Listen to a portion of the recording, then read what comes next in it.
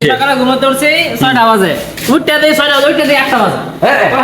ও ভাই 1 ঘন্টা বরাবর মোবাইল দেই, 9 মিনিট বরাবর মোবাইল দেই, 1 ঘন্টা করে শেষ। এইটা কি 9 মিনিট বরাবর 1 ঘন্টা লাগে। আমি তো জানি যাওয়ার আগে সময় শেষ হয় না, লো তাতে দিয়েছে গা। হ্যাঁ বেটা, এই দেখ 15 মিনিট 1 ঘন্টা না, তুই কি জানি গা? জোর না খাইতে সন্দেহ হয়ে গেছে। স্বপ্ন যাবে সৌদি আরব।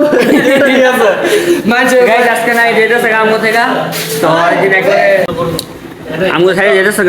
কি অবস্থা, কেমন লাগতেছে?